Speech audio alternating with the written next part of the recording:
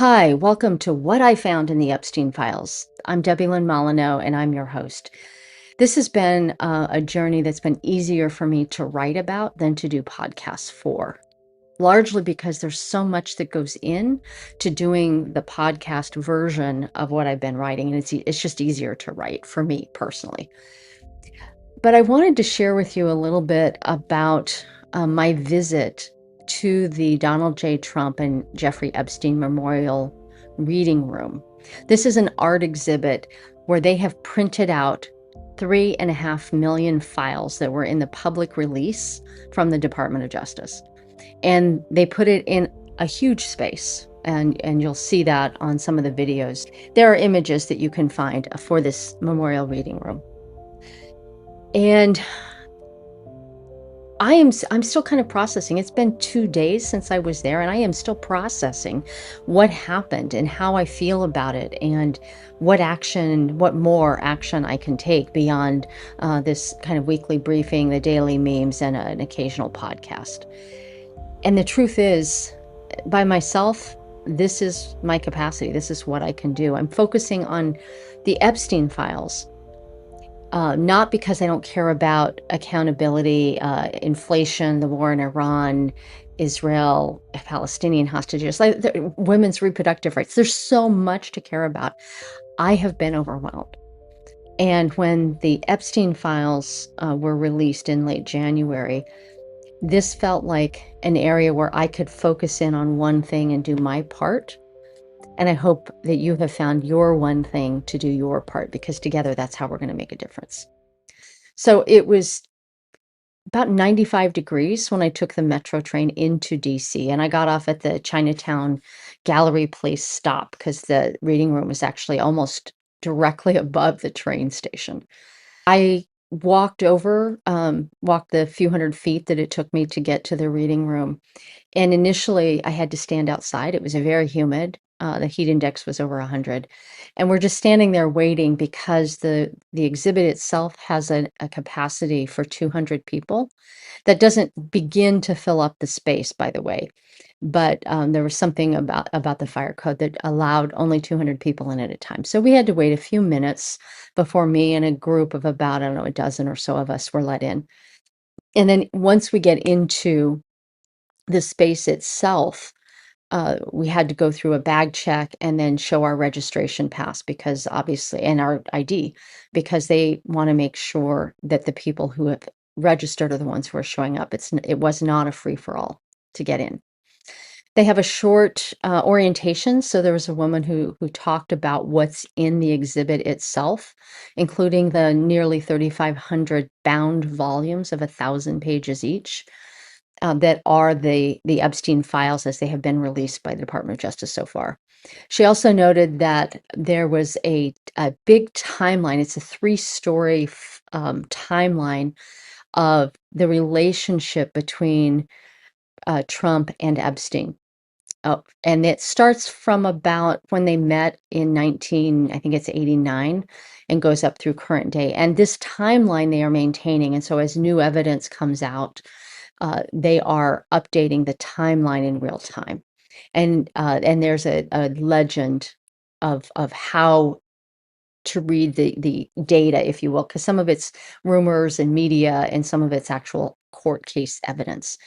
What's really fascinating for me is that I cannot find a picture of this timeline itself that's being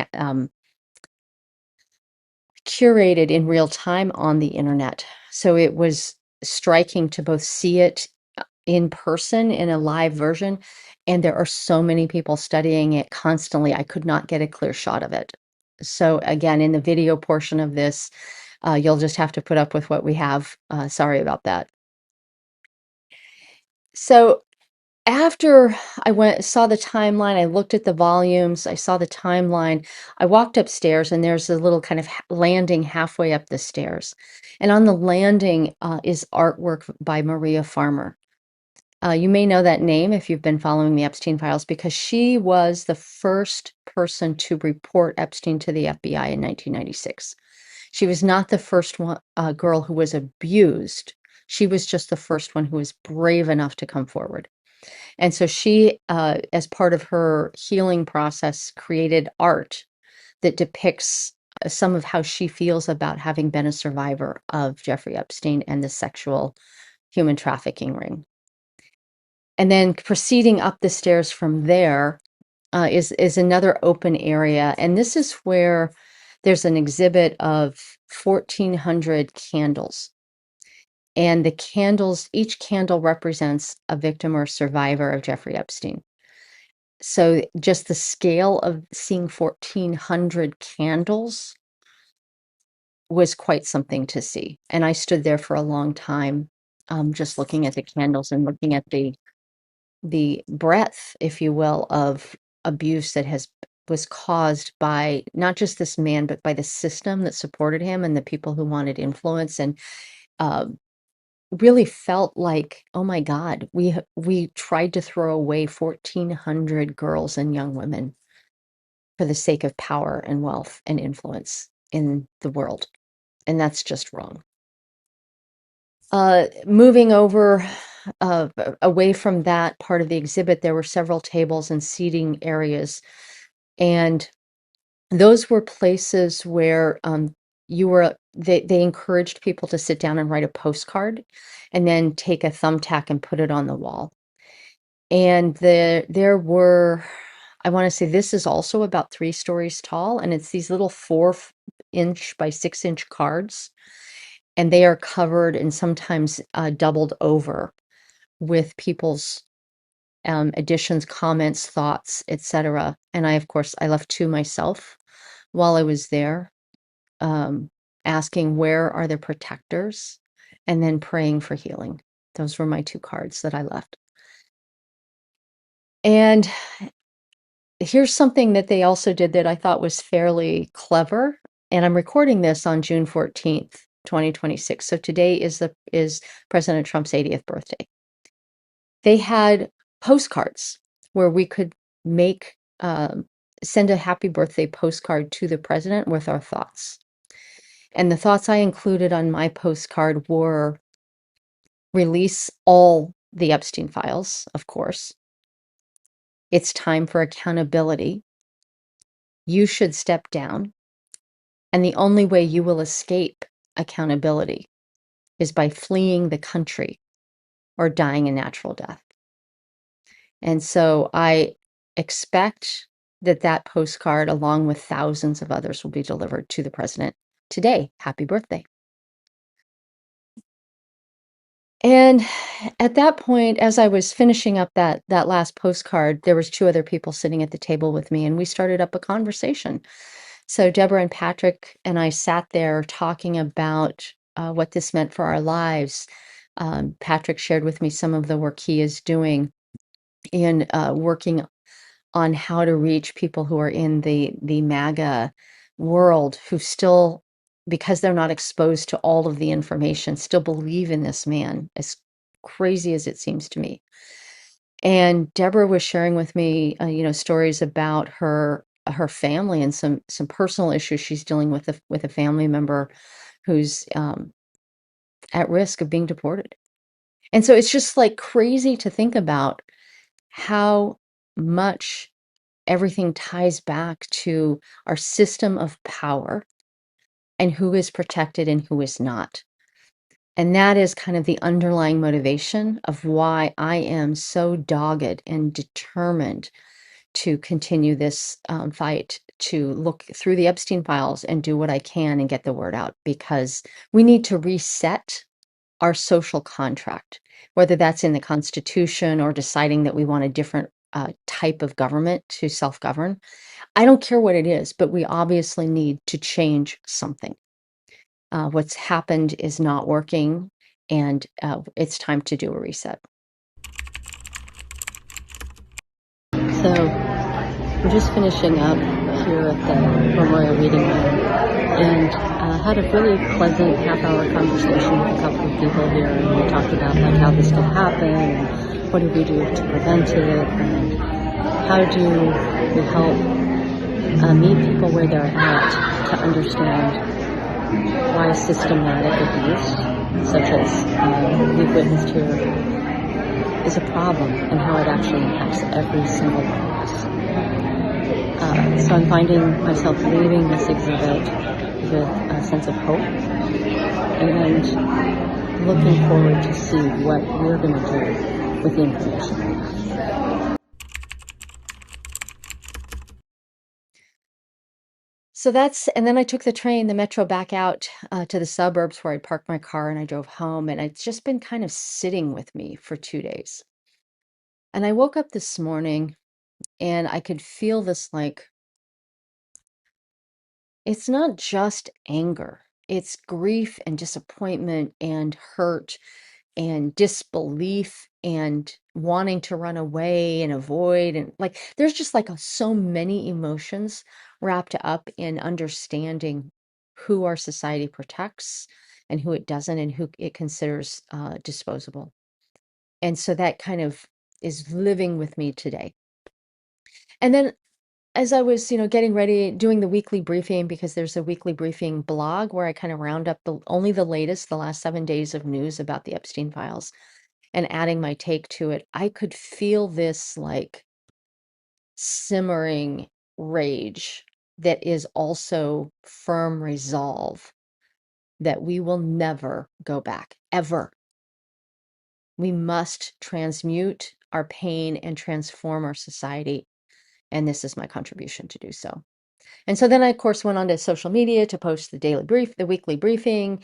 And because the way algorithms work, I get to see like all the things that other people are saying about the Epstein files. And I ran across this reel that Representative Pramila Jayapal, and I'm sorry if I messed the name up, was reading from specific files in the reading room, because she, as a member of Congress on the House Oversight Committee, she is allowed to read the files. I was not. And so she read like 4 or 5 entries, and she mentioned this name, and I thought, that's not one I've heard before. And it's for a modeling scout named Tigrane. And so, of course, that led me back to the Justice Department files. And I typed in Tigrane. There are 16 total files, many of which are duplicated, of course. The second file I read had an unredacted name of a model that he was sending to Epstein. And 2 files later, another model's name popped up. So this Tigrane is being mentioned in context in an email from somebody named Daniel Siad. And he was also mentioning that Tigrane needed to apologize for something he had said about Epstein, like, can we get any more high school gossipy? So evidently, Tigrane's apology to Jeffrey Epstein, according to Daniel Siad, is to arrange for 25 Russian models to be at a photo shoot in Ibiza, an island off the coast of Spain. And Daniel is asking when Epstein is going to be in Paris so they can arrange for this photo shoot. It's obvious in reading these emails that Daniel Siad's first language is not English. I haven't done a deep dive on him, but I'm going to drop a link to more about him in the show notes here. But I want to point out the fact that these people's first language is not English is important, because it makes reading the files that much harder. So the broken English not only make the story hard to follow, but Daniel Siad is listed more than 1,800 times. He's listed in 1,800 files, excuse me. And then because Epstein regularly misspells his name from Siad, S-I-A-D, to Said, S-A-I-D, there are another 40 files where the name is misspelled. And that is just what happens when you're digging through the Epstein files. There are so many barriers to finding real evidence and real trails of stories. But apparently, back to the Daniel Siad side of this story, Epstein, he was a modeling scout for Epstein. And so Epstein would regularly send him thousands of euros. And these regular payments, he would send instructions to his accountant, Richard Kahn, and say, hey, send Daniel Siad 5,000 euros or 3,000 euros or 2,000 euros. And Richard Kahn, when he testified before Congress, claimed not to know what these fees were for. And now that we have the whole story, of course, we know that this was part of the sex trafficking operation. What did Khan think Epstein was paying Siad for? I mean, obviously, he needs to answer that question, and I hope the House Oversight Committee asked him when he testified there. He has, until this point, claimed ignorance, of course, right? How could so many people not know? You know, Bill Gates testified that Epstein tried to blackmail him, but he didn't know anything about the sex trafficking. And I just have to say that our ability, our human ability to pretend we don't know when we know, is part of what makes this very difficult to find hard evidence and prosecute people. But we need to keep trying because we're not going back. Well, that's a wrap for this episode of what I found in the Epstein files. I have 1,800 files to go now with Daniel Siad. We'll see how long that takes.